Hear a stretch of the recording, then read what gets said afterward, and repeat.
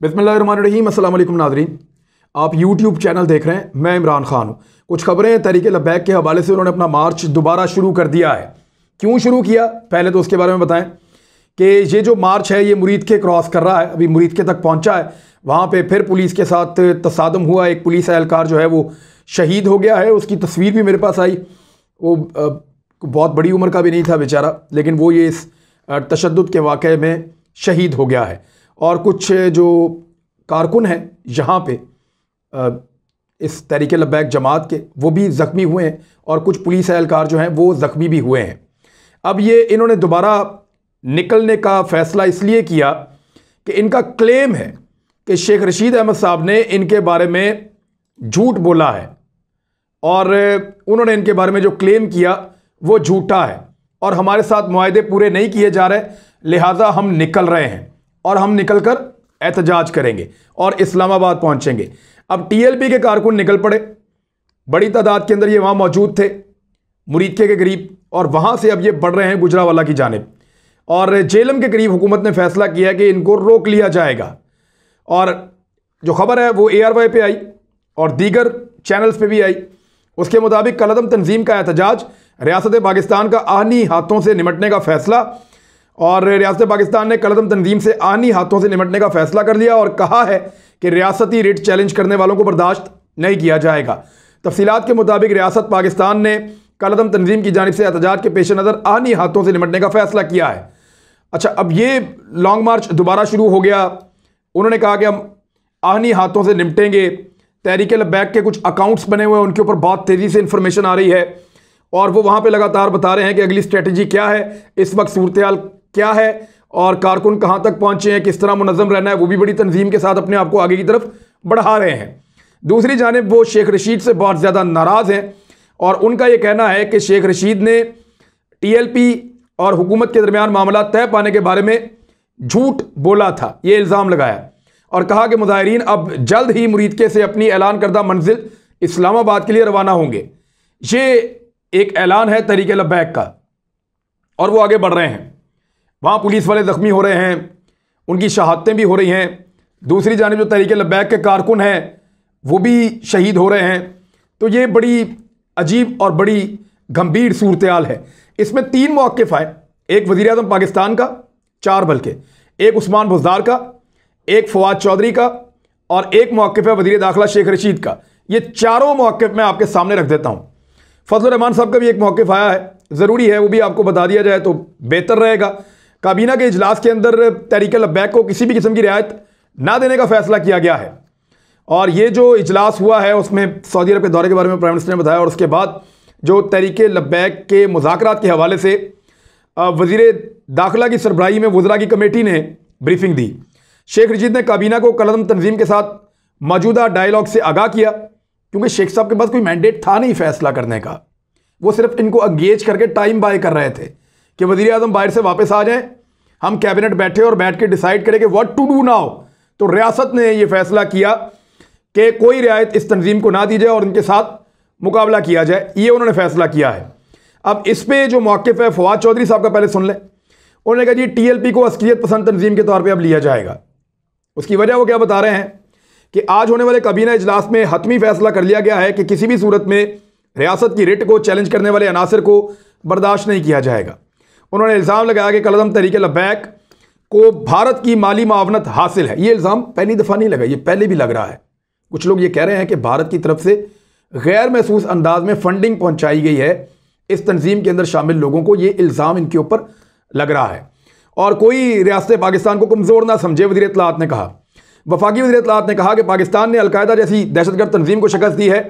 पहले भी रियासत को कमज़ोर समझने वालों ने गलती की और बाद में उनको एहसास हुआ। और TLP का हवाला देते हुए फवाद चौधरी ने कहा कि तंजीम की कोई हैसियत नहीं है, उनके पास दहशतगर्द तंजीमों की तरह हथियार भी नहीं हैं, इसलिए किसी माई के लाल में ज़रूरत नहीं कि वो रियासत को ब्लैकमेल करे। उन्होंने कहा 6 मरतबा पहले तमाशा लग चुका है और हमने बड़े सब्र का मुजाहरा किया, जिसकी वजह साफ जाहिर है कि लोगों को नुकसान पहुंचेगा अगर सब्र नहीं करेगी हुकूमत। तो TLP की क़यादत चाहती है कि लोगों का खून सड़कों पर नजर आए। 3 पुलिस एहलकार, जब वो ये प्रेस कॉन्फ्रेंस करते हैं अब तो 4 हो गए, शहीद हो चुके हैं, 49 से ज़ायद जख्मी हैं। तो अब जख्मियों की तादाद तकरीबन 100 के करीब है। तो इस तरह 27 क्लाशनकोफे भी उन्होंने इल्ज़ाम लगाया कि ये टीएलपी के लोगों के पास जो लोग जमा हो चुके हैं या मिले हैं उनमें 27 क्लाशनकोफे उनकी रिपोर्टों के मुताबिक मौजूद हैं। अब ये तो आ गया फवाद चौधरी साहब का। इसके बाद रेंजर्स को तैनात करने का फैसला किया 2 महीने के लिए, और ये ऐलान वज़ीर दाखिला ने किया है, शेख रशीद ने। इस्लामाबाद में प्रेस कॉन्फ्रेंस करते हुए वफाकी वज़ीर दाखिला का कहना था कि कलदम टीएलपी वालों से 6 मरतबा राब्ते किए, उनकी क़यादत से काफ़ी मुज़ाकरात किए, लेकिन अब यह तंजीम अस्करियत पसंद हो चुकी है। लाहौर समेत पंजाब भर में अमन व अमान कायम करने का इख्तियार 60 दिन के लिए रेंजर्स के हवाले कर रहे हैं। वज़ीर दाखिला ने कहा कि हम चाहते हैं कि मुल्क में अमन हो, पाकिस्तान पर काफ़ी दबाव है, खदशा है कि कलदम करार दी गई तंजीम आलमी दहशतगर्द तंजीमों में ना आ जाए, यानी इस तंजीम का नाम ही ना आ जाए उन तंजीमों के अंदर जिनको आलमी सतह के ऊपर दहशतगर्द करार दिया जाता है।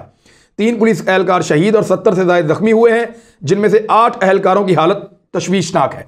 ये भी हालिया तसादुम से पहले की बात बता रहे हैं शेख रशीद साहब। उस्मान बुज़दार साहब का स्टेटमेंट है, उन्होंने कहा कलदम तंजीम की जानिब से पुलिस एहलकारों पर तशद्दुद और फायरिंग इंतहाई काबिल मजम्मत है, जिसमें 4 पुलिस एहलकार शहीद हुए और 253 जख्मी हैं।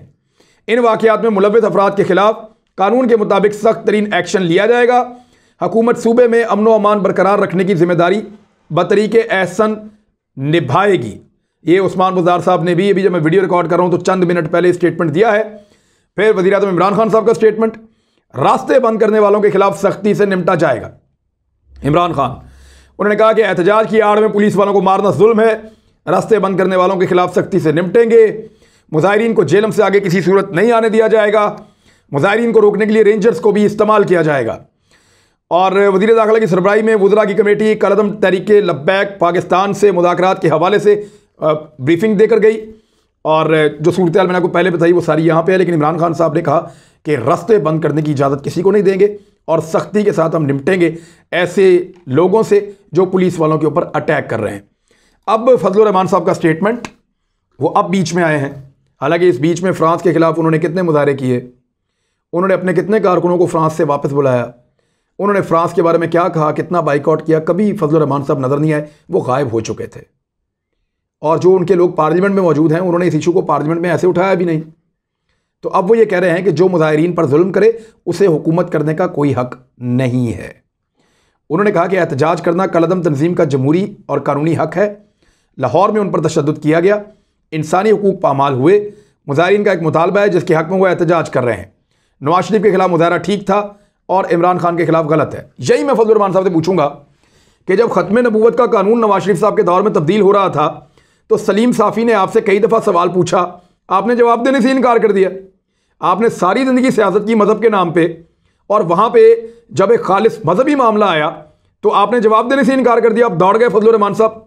तब आपने नहीं बताया कि नवाज शरीफ साहब या उनके वुज़रा ने या उनके लोगों ने जो ख़त्म नबूवत का कानून है उसमें तब्दीली करके या तब्दीली की कोशिश करके ज़्यादती की है। तब तो फजलुर रहमान साहब नहीं बोले, लेकिन अब बोल रहे हैं। देखिए, मैं आपको फिर कहता हूँ, आप फ़र्क को समझिए। पिछली मरतबा जब यह तहरीक नवाज शरीफ साहब के दौर में एहतजाज कर रही थी तो जुर्म पाकिस्तान में हुआ था। जुर्म क्या था? ख़त्म नबूवत के कानून के साथ छेड़छाड़। यह जुर्म पाकिस्तान में हुआ था। पाकिस्तान के अंदर जिम्मेदारान मौजूद थे और उन्हीं का मुहासबा होना था, लिहाजा पाकिस्तान में एहतजाज हुआ। अब पाकिस्तान तहरीक इंसाफ ने उस वक्त स्टेटमेंट दिया था कि हम पे बहुत दबाव है कि हम इनके साथ जाके बैठ जाए, लेकिन हम नहीं बैठ रहे। ये इमरान खान साहब का स्टेटमेंट है, और वो जाकर उनके साथ नहीं बैठे। लेकिन ख़त्म नबूवत के कानून से छेड़छाड़ के मामले पे सब एक प्लेटफॉर्म पे थे। हम भी इसी मामले पे यूं ही खड़े थे कि नहीं, ख़त्म नबूवत के कानून के साथ छेड़छाड़ नहीं होनी चाहिए। जो चीज़ें सेटल हो चुकी हैं उनको बार बार छेड़ के अब चाहते क्या है? उस दौर में सब ने आवाज़ उठाई, सिविल सोसाइटी ने, वकला ने, तहरीक लब्बैक ने भी, बाकी सब ने भी, सब ने अपने अपने तौर पर आवाज़ उठाई और वो मामला ख़त्म हुआ। अब इस मरतबा जो जुर्म हुआ वो फ्रांस में हुआ है।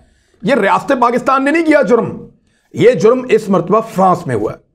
और फ्रांस के अंदर भी जिस आदमी ने जुर्म की इब्तदा की थी उसको एक नौजवान ने कत्ल कर दिया था।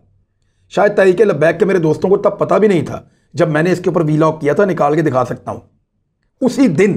उसी दिन जब वाकया हुआ था इसको रिपोर्ट किया था कि इंसानियत सोज वाकया जो किया एक टीचर ने, जो तौहीन रसालत की, नौज़ुबिल्लाह, और हमें बड़ा दुख हुआ उसका। और उसके बाद किस तरह उसको मारा एक और नौजवान ने वहां पहुंच के, हमने ये रिपोर्ट किया था और फिर सारी सूरत हाल बताई भी थी। और फिर जब मैक्रोन ने इसको सरकारी सतह पे किया तौहीन को, तो फिर हमने इसकी मजम्मत भी की थी सबसे पहले, और सबसे पहले इस पर बात की थी। तो कोई ये ना समझे कि वो सबसे बड़ा आशिक रसूल है। यानी मैं आपको याद दिला देता हूं कि आमिर चीमा या ये जो थे हमारे बहुत अजीम जिनका हम सब नाम लेते हैं, गाजी इल्मुद्दीन शहीद, क्या आमिर चीमा शहीद और गाजी इल्मुद्दीन शहीद जो हैं ये दोनों किसी मदरसे में मौलवी थे? नहीं थे, हमारे जैसे आम लोग थे। सारे मौलवी कहते हैं कि इनसे बड़ा कोई आशिक रसूल नहीं है। इस वक्त मौलवी मुतफिका तौर पे ये बात मानते हैं कि आमिर चीमा शहीद या जो हमारे एक और शहीद हैं गाजी इल्मुद्दीन शहीद, वो दोनों बहुत बड़े आशिक रसूल थे। सारे मौलवी मानते हैं। कौन से मदरसे में मौलवी थे वो? या वो उनके चेहरों पे तो दाढ़ियां नहीं थी, उनका इश्क उनके अंदर था। तो आप इस बुनियाद पे फैसला ना करें कि कौन कितना बड़ा आशिक रसूल है। जो पुलिस वाला आपके सामने खड़ा, हो सकता है कि वो आपसे बड़ा आशिक रसूल हो। जिसका आपने रास्ता रोक लिया है, जिस एम्बुलेंस का आपने रास्ता रोक लिया, हो सकता है उसके अंदर जो मरीज लेटा हुआ है वो आपसे बड़ा आशिक रसूल हो। ये कोई पैमाना नहीं हो सकता। आप कितने लोग हैं सड़क के ऊपर? 2 लाख होंगे, 2.5 लाख होंगे, 3 लाख होंगे, 10 लाख होंगे। तो ये 10 लाख आशिक रसूल है, बाकी 22 करोड़ पाकिस्तानी आशिक रसूल नहीं है। How is it possible? ये मुमकिन नहीं है। हर मुसलमान जिसने कलमा पढ़ा है, नबी का, अल्लाह का कलमा पढ़ा है, वो आशिक रसूल है। वो अल्लाह के नबी से प्यार करता है। ईमान ही मुकम्मल नहीं होता। तो ये एक पॉलिटिकल साइड है इसकी। यानी वहां पे एक और हुकूमत पाकिस्तान से ज्यादा, रियासत पाकिस्तान से ज्यादा, या चले मैं साफ कहता हूं तो वज़ीर आज़म इमरान खान से ज्यादा पूरी दुनिया में कोई एक लीडर मुझे दिखाएं जिसने इनसे ज्यादा प्रोटेस्ट किया हो इस मामले के अंदर। कोई एक बंदा दिखाएं जिसने फ्रांस से मजम्मत की हो इमरान खान से बढ़ के। कोई एक बंदा मुझे पूरी दुनिया में दिखाएं जिसने इस्लामोफोबिया के मामले के ऊपर बात की हो इमरान खान से बढ़ के। कोई एक बंदा मुझे इस वक्त पूरी दुनिया के अंदर मुस्लिम उम्मा में आप दिखाएं जिसने नामूस रसालत के मामले के ऊपर बात की हो इमरान खान से बढ़ के आलमी फोरम्स के ऊपर। एक बंदा दिखा दें आप मुझे, मैं आपकी बात मान लूंगा। पाकिस्तान की सियासी तारीख में शुरू से अब तक एक वजीर आजम या सदर दिखा दें जिसने इमरान खान से ज्यादा इस्लामोफोबिया के खिलाफ या नामूस रसालत के मामला के ऊपर बात की हो। एक बंदा दिखा दें। या इस वक्त पूरी दुनिया में कितने मुसलमान मुल्क हैं, उनका एक लीडर दिखा दें जिसने इससे ज्यादा बात की हो। कोई भी नहीं मिलेगा आपको। फिर कौन सी लड़ाई, कौन से इश्क के दावे आप कर रहे हैं? देखिए, अगर आप आशिक रसूल हैं तो सामने खड़ा हुआ पुलिस वाला भी आशिक रसूल है। मैं यहां बैठ के बात कर रहा हूं, मैं भी ये क्लेम करता हूं कि मैं भी आशिक रसूल हूं। मेरे कैमरे के पीछे जो नौजवान है वो भी आशिक रसूल है। हर जगह पे लोग आशिक रसूल मौजूद हैं। अब ये कोई पैमाना ना बनाए कि जो तहरीक लब्बैक के साथ खड़ा होगा वो आशिक रसूल होगा, जो नहीं खड़ा होगा वो गुस्ताख है, नाउज़ुबिल्लाह, खुदा न खास्ता। तो मेरे ख्याल में इस मर्तबा दुनिया से बढ़ के पाकिस्तान ने प्रोटेस्ट किया है और यह मामला पॉलिटिसाइज्ड होता जा रहा है। मुतालबे भी इसी तरह के हैं। यानी अभी एक जमात है वो ये कह रही है कि सफीर को निकाल दो। कल सफीर को निकालेंगे तो क्या कोई गारंटी है कि वहां जाके वो दोबारा गुस्ताखी नहीं करेंगे? आपको दुनिया को कायल करना है, दुनिया को अपनी बात के ऊपर आपने लेकर आना है, दुनिया को बताना है कि इस्लाम अमन का और सलामती का मजहब है। दुनिया को कायल करें कि वो आप जैसे बनना चाहें। दुनिया को कायल करें, वो कहें कि इससे ज़्यादा सलामती वाला मजहब कोई नहीं है दुनिया में। आज जब कोई हम पे जंग मुसल्लत करेगा तो उसको हम जवाब भी देंगे इंशाल्लाह। और आका की हुर्मत के लिए हमारी जान भी कुर्बान है, हमारी जान भी कुर्बान है। लेकिन कल अगर दोबारा जाके वो ऐसी हरकत करेगा देन व्हाट? क्या आप कहेंगे कि एटम बम मार दें उनको? मेरे ख्याल में ये भी मुतालबा आ सकता है। और फिर हम सड़कों पे होंगे, फिर हम कहेंगे मारो एटम बम। फ्रांस को बनाया क्यों है इसको? अब मस्जिद जो है वो अल्लाह का घर है और इस्लाम में तो ऐसा है कि अगर रास्ते में मस्जिद आ जाए तो मस्जिद को भी हटा दिया जाता है, दूसरी जगह पे ले जाते हैं ताकि रास्ता किसी का ना रुके। और हम रास्ता बंद कर देते हैं उसी मजहब के नाम के ऊपर, रहमतुल लिल आलमीन के नाम के ऊपर लोगों को तकलीफ देते हैं हम। मेरे ख्याल में ये सियासत ज़्यादा है, मज़हब कम है। हम सियासत के नाम पे लोगों को इस्तेमाल कर रहे हैं और हम बोलने से भी डरते हैं। मैं आपको सच्ची बात बताऊं, पिछली मर्तबा मैंने चंद जुमले बोले, मेरे गले पड़ गए बेशुमार लोग। ये धमकी देते हैं, टेलीफोन करते हैं, सोशल मीडिया पे पड़ जाते हैं कि ये वाजिबुल कत्ल हो गया, ये बंदा जो है गुस्ताख रसूल हो गया, खुदा न खास्ता।